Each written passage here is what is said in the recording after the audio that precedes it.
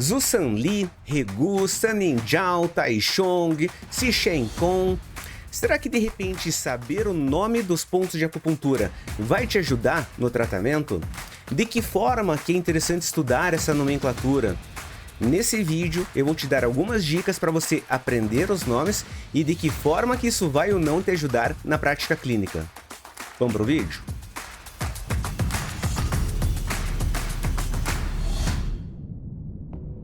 Olá moçada, professor Arquimedes.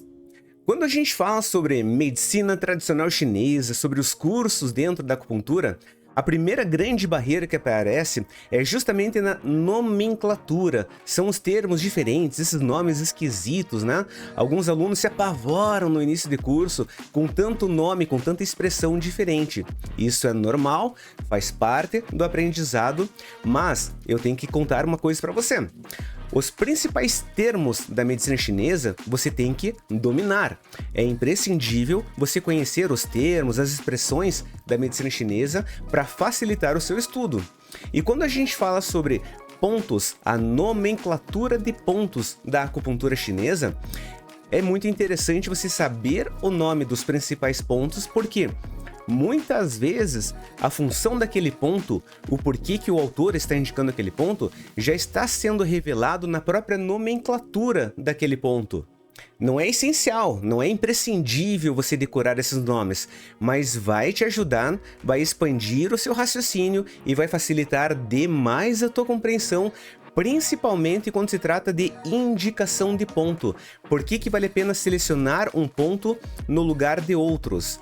Mas professor, como é que eu vou decorar tantos nomes diferentes? É muita nomenclatura, são muitos pontos, como é que eu posso estudar tudo isso? Pois bem, de fato são vários nomes, mas como eu falei, vale a pena você saber a nomenclatura dos principais pontos de acupuntura. Se você é meu aluno, você já deve ter escutado o professor falar assim, olha, um bom acupunturista, ele se vira muito bem com aproximadamente 60 pontos de acupuntura. E convenhamos, você decorar 60 pontos de acupuntura é muito rápido, é muito ligeiro. A dica que eu dou para os meus alunos durante os estágios supervisionados, durante os atendimentos ali dos pacientes é, em cada ponto selecionado, em cada ponto que o professor que estiver supervisionando o ambulatório selecionar para aquele paciente, vale a pena você consultar o nome daquele ponto e a tradução que aquele autor está trazendo em relação à nomenclatura. Essa tradução do nome, ou ela vai dizer em relação ao local onde aquele ponto está localizado, ou vai te dar alguma característica em particular daquele ponto, ou já vai te entregar de mão beijada o porquê que aquele ponto está sendo selecionado, preferencialmente em relação aos outros pontos de acupuntura.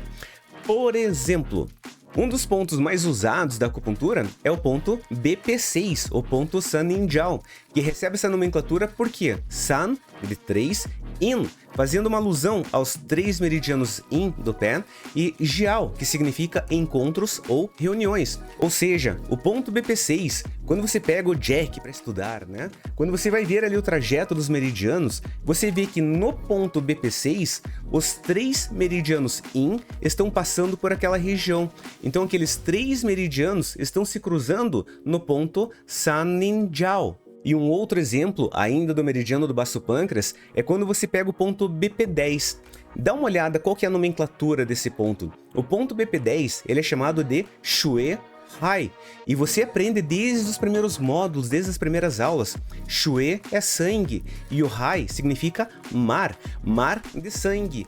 A hora que você vai consultar o porquê que esse ponto é indicado, você vai se deparar com qualquer patologia relacionada a sangue, a sangramentos, a controle do sangue, ao controle da circulação, do volume. Isso já vai te ajudar ali na hora de indicar aquele ponto para o seu paciente. Mas vamos pegar alguns pontos ali da linha de vasoconcepção, da linha do Heimai. Tem um ponto chamado Qi Hai, que é o ponto VC6. Qi, a energia Qi, e Hai, como eu mencionei, né? mar, então mar da energia Qi.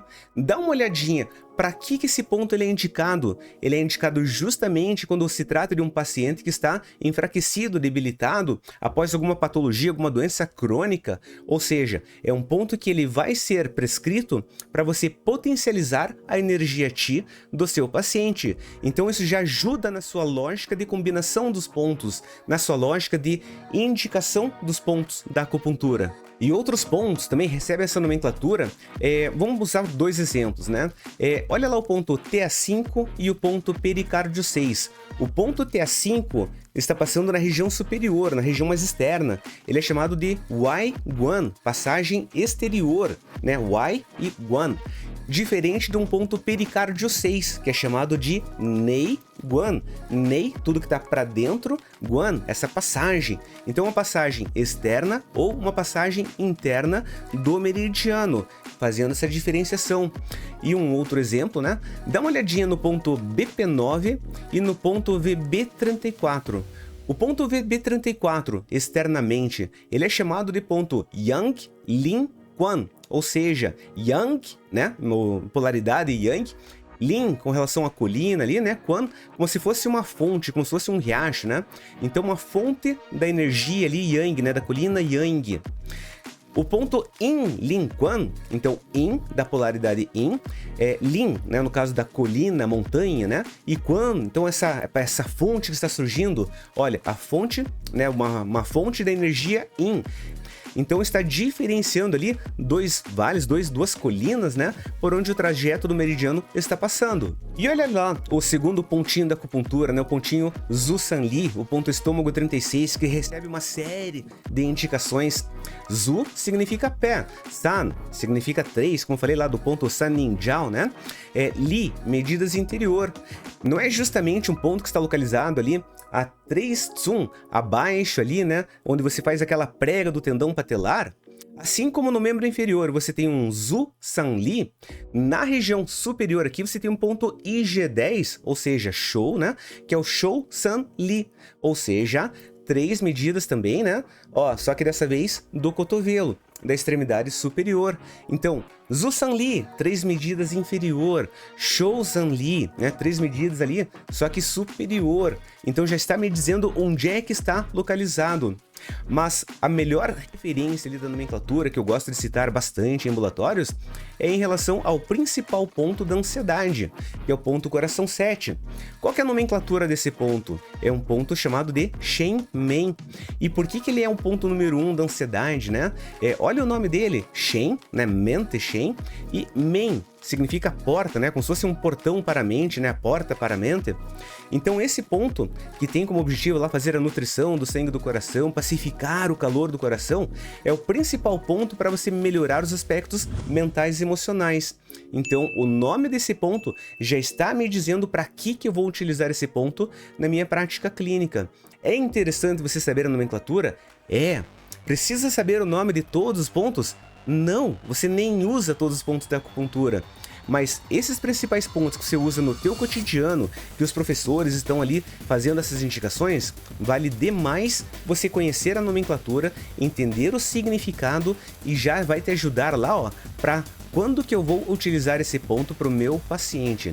Então, esse foi o vídeo sobre por que de você entender, conhecer a nomenclatura dos pontos de acupuntura e o como que isso vai te ajudar e vai te ajudar no seu atendimento.